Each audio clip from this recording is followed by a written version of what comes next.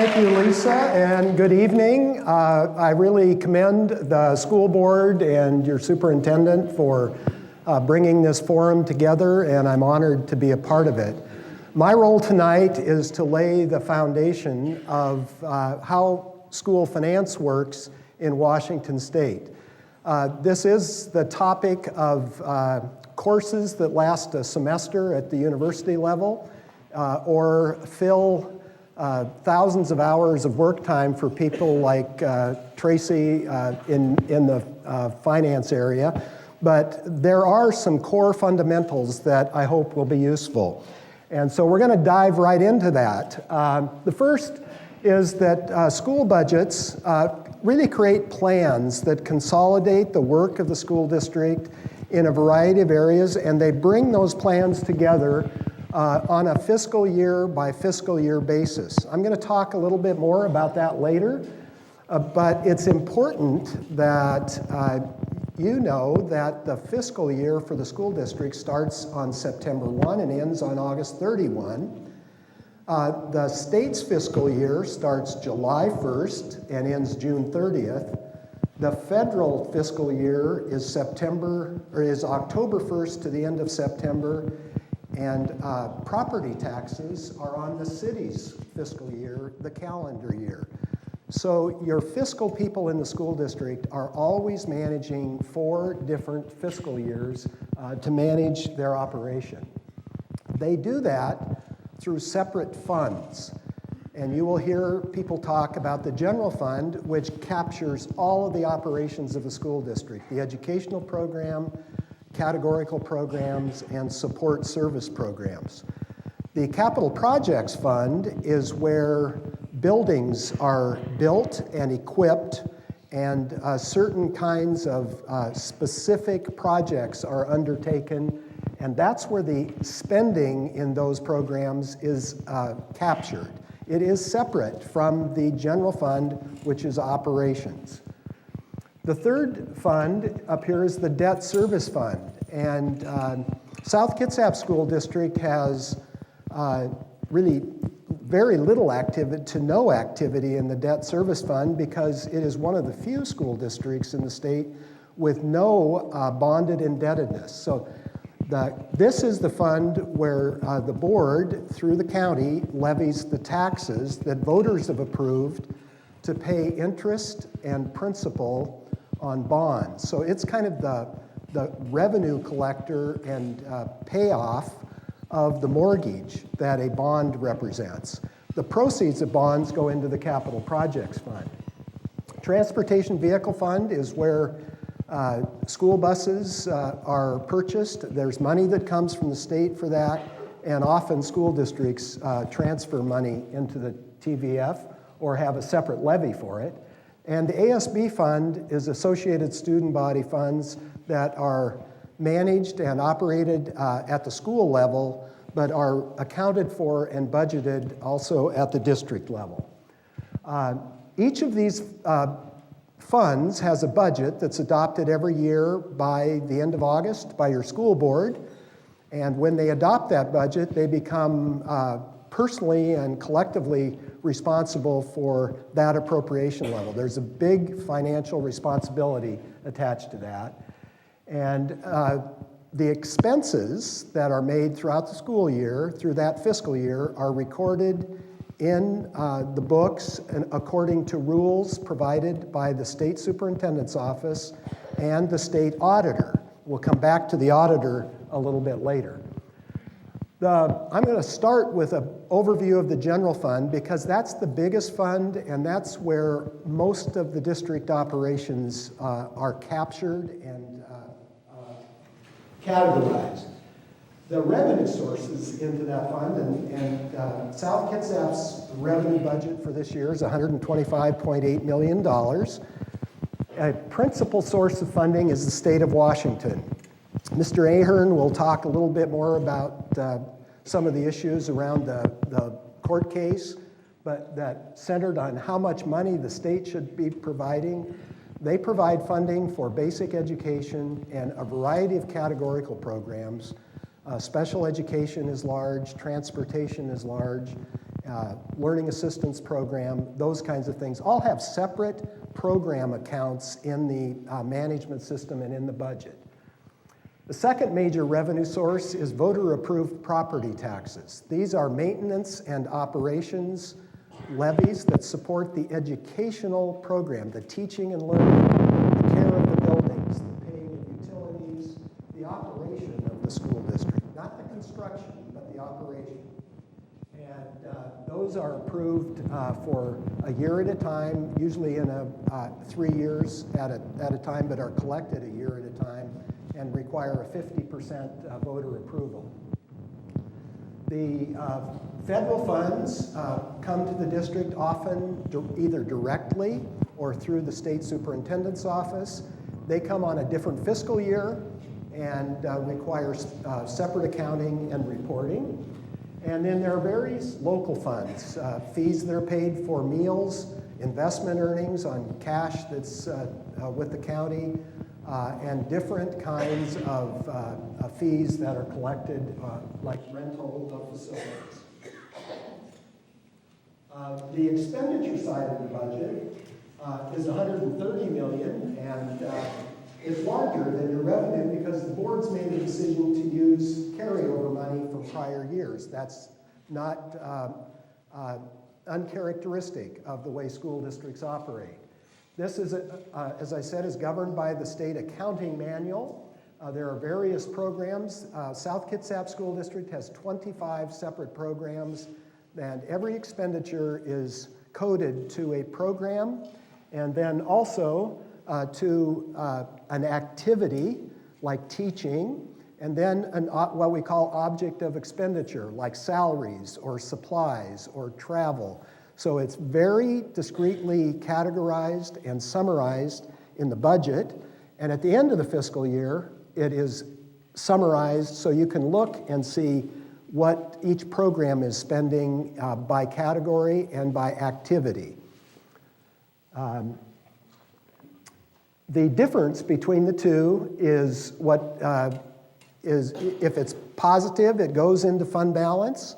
If it's negative, it uses fund balance. And so the South Kitsap School Board and the district have been very careful about managing fund balance. They have policies and expectations for what the fund balance is. The fund balance includes like what you'd call a rainy day fund, but it also is where specific grants and activities where the revenue was received, but the expense hadn't been made yet, are categorized. So there has to be a sub-identification in fund balance of restricted uses of some of that money.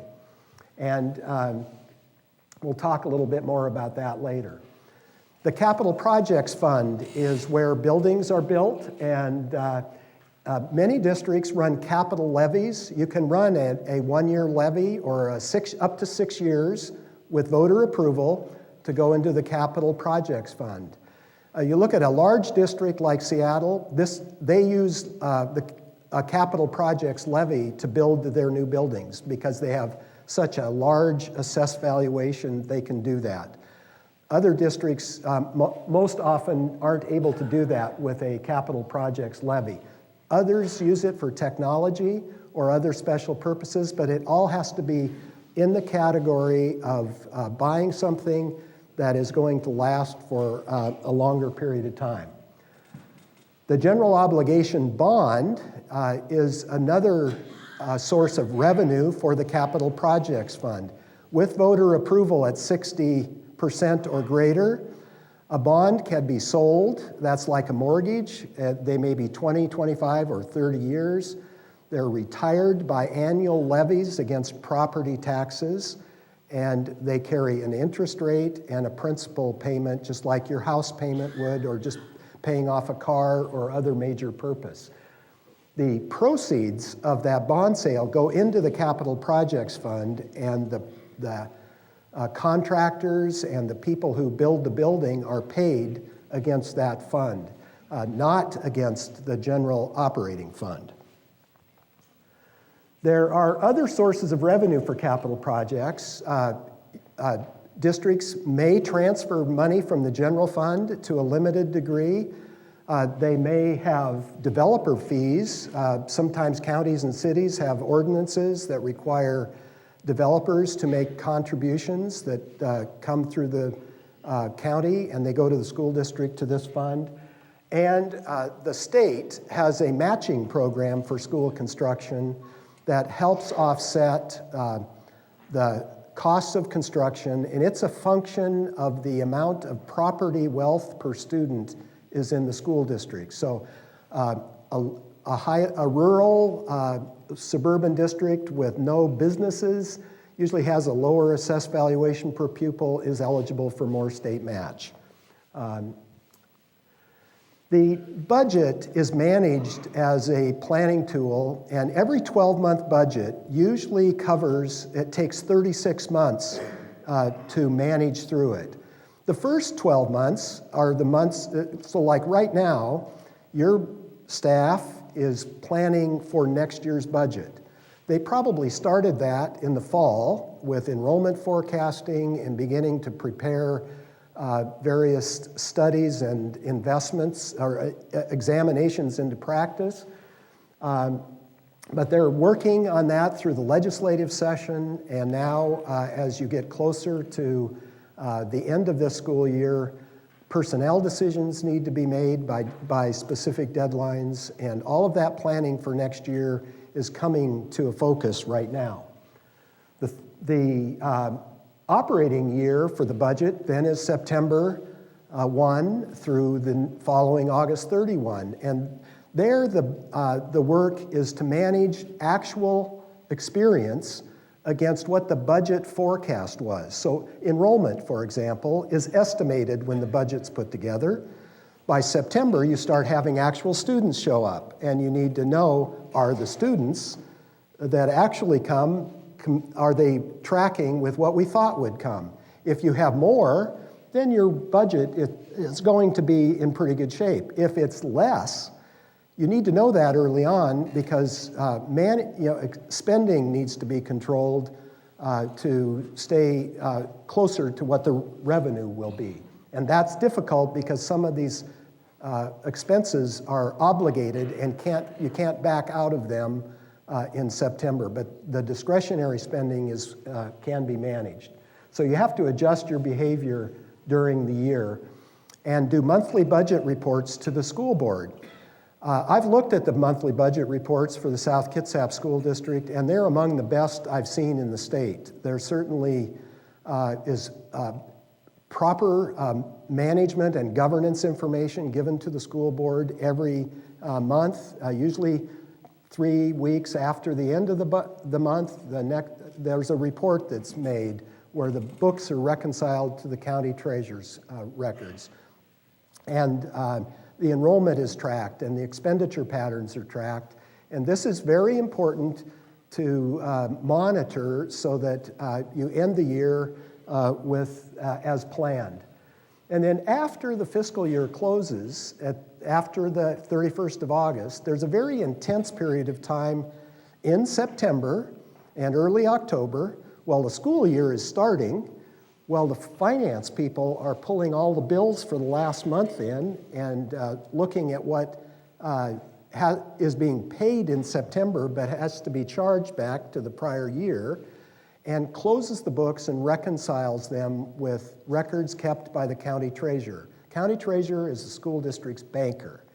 And so that report has to be prepared, and a balance sheet is prepared at the end of the fiscal year, usually presented to the board sometime in October.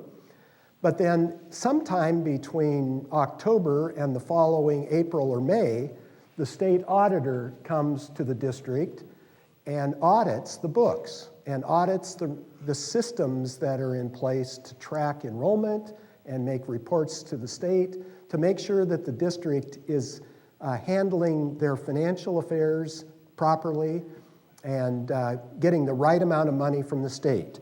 So you see that every 12 months, at any time in the calendar, your fiscal staff is working with 3 different school years or fiscal years. So what are the key issues? Well, first of all, The budget is a plan. It isn't cast in concrete. It has to be adapted to current reality, and that's why it's monitored. It has to be managed throughout the year. It does provide, though, a spending limit. It is, often you move money around within the budget, but the total appropriation, the $125 million, cannot be exceeded without the board adopting what we call a budget extension or a revised budget. So it's important to recognize that the budget is a plan, and it helps you monitor day to day what you're doing and keep things in proper perspective. They're very responsive to student enrollment.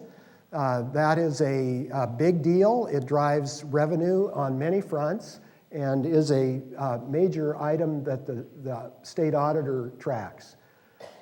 There are many moving parts. There's the state economy, legislative activity, federal policy issues, what's going on in the city, as the mayor talked about, development. Those things affect enrollment and operations. And of course, local voter support is important to provide the means to have a educational program and operations levy. There are many allocations within the budget that are driven by external mandates. Sometimes districts are required to do certain things with the money, and they might be having to cut something that's very popular. They have money, but the money they have can't be used for that local initiative. So understanding what the mandates are within the categories is very important. And we've talked about public reporting to the school board as standard practice. Voter approval of property taxes is governed by the state constitution. The voters of the state it's about 10 or 12 years ago, changed the required approval to a simple majority for levies, but there's still a 60% majority vote required and validation required for a bond issue because of its long-term debt implications.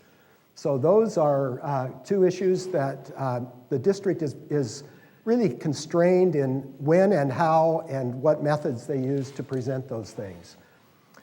The whole system is predicated on school facilities being constructed outside of the general fund. So the operation of basic education is for the students and their learning. The construction of buildings and the replacement of buildings requires capital projects funding, which is what I've described as either a levy or a bond issue to build the building. It is not an approach to purchase things of short life. It's for longer-term capital investments. Essentially, the way I think about the general fund and the capital projects fund is that the levies and state appropriations are for learning and all of the things that support that. Bonds and capital levies are for buildings. So if you think about levies are for learning, bonds are for building, that's a good shorthand to keep that in track. With that, I'm going to turn it over to, let's see, so now you're all finance experts, right? I think the district will make this presentation available in some fashion, but my next colleague is... I'm here to introduce the next speaker. Very good. And before I do that, I know you think... Thank you.